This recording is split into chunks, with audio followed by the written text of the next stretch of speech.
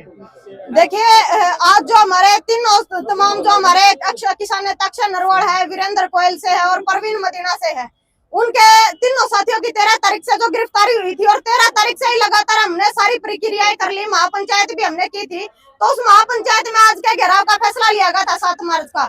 तो तमाम जिलों से यहाँ लोग पहुंचे और वो घेराव भी किया। तो एसपी साहब का हमारे पास एक डेलीगेशन भी है बातचीत के लिए। तो हम बातचीत के लिए गए थे, बड़े पॉजिटिव माहौल में बातचीत हुई है। जैसी हमारी बात थी कि हमारे साथियों को रिहा किया जाए, तो प्रशासन ने हमें बिल्कुल ठोस आश्वासन दिया है कि बिल्कुल उन साथियों को सोमवार से पहले रिहा कर दिया जाएगा और जो भी कानूनी प्रक्रिया होगी बकायदा एसपी और डीएसपी साहब खुद मौके पर खड़े होकर के उसकी पैरवी करेंगे केस की, क्योंकि इन्वेस्टिगेशन के हमारे तीनों साथी हमारे निर्दोष पाए गए हैं।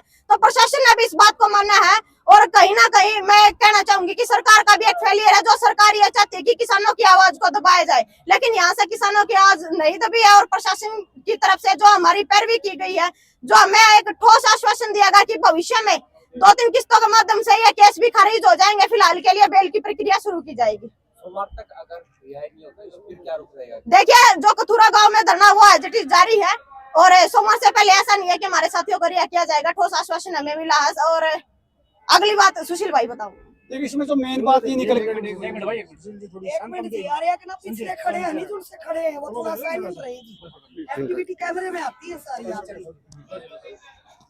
इसमें मेन बात ये निकल के आई है कि सरकार चाहती है कि जो किसान नेता है ये अंदर रहें, लेकिन आज एक जो तसल्ली हमें इस बात की हुई कि प्रशासन जो है वो सरकार से ऊपर उठ के किसानों की मदद करना चाहता है। हमने एसपी साहब से जो आज मिले हैं ना, इसमें एक बिल्कुल क्लियर स्पष्ट संदेश ये आया है कि वो अपनी नौकरी को ताक पे रख के किसानों की मदद करना चाहता है। क्योंकि हमारी लड़ाई जो प्रशासन से कतई नहीं है, हमारी लड़ाई जो है सरकारों से है। और इसमें जो एक नई बात भी आज प्रशासन ने हमें बताया कि हाईकोर्ट ने संज्ञान लिया, किसी ने एप्लीकेशन लगाई है हाईकोर्ट में, पीआईएल दाखिल की है, जिसमें से जो एक केस है वो सीबीआई को ट्रांसफर हो चुका है। और ये अगर केस 3-4 दिन और इसी तरह पेंडिंग रहता है तो हो सकता है ये केस भी सीबीआई के पास चला जाए, ताकि जो इन युवाओं का जो भविष्य है वो लंबे समय तक दांव पे लगा रहे। सरकार अपने आदमियों से पीआईएल दायर करवा रही है।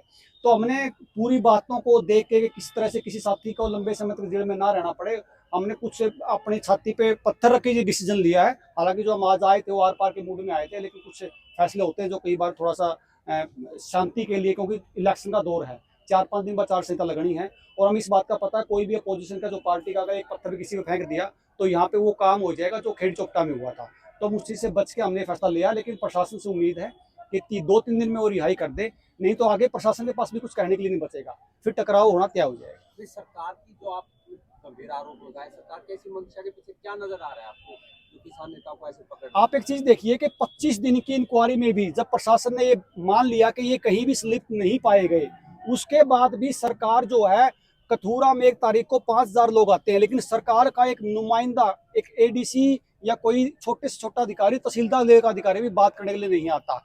तो उनका संदेश साफ ये है कि किस तरह इस आंदोलन को इलेक्शन तक जीवित रखा जाए, ताकि कहीं न कहीं जो वोटों का उनको लगता है कि दुरुपयोग होगा, उसका उनको वोटों में फायदा मिले। सरकार की मंशा ठीक नहीं है, सरकार की मंशा ठीक नहीं है, ऐसे में सोमवार तक कैसे उम्मीद कर पा रहे हैं? हमने जो पहली बार बताई आपको बात कि प्रशासन पहली बार सरकार से बाहर जाके किसानों की मदद करना चाहता है।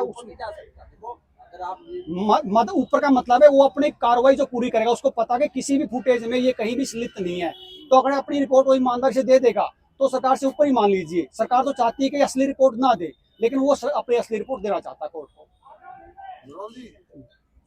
प्रशासन के साथ आपकी पहले भी बात हुई थी, प्रशासन ने कहा था कि आप जमानत करवा लो जी, और आज आप उसी बात पे समझौता करके आए। नहीं, देखिए, प्रशासन ने कहा, लेकिन हमने उसके विपरीत जब भी प्रशासन से रिप्लाई मांगा तो कहीं कहीं प्रशासन उसको ढीला छोड़ देता था। हमने प्रयास किया था कि जिस तरह से सरकार ने हमें कहा, प्रशासन ने कहा कि आप जमानत करवा लीजिए, लेकिन जब जमानत का ऐन समय पे आता था तो प्रशासन फिर रिस्पॉन्स करना छोड़ देता था।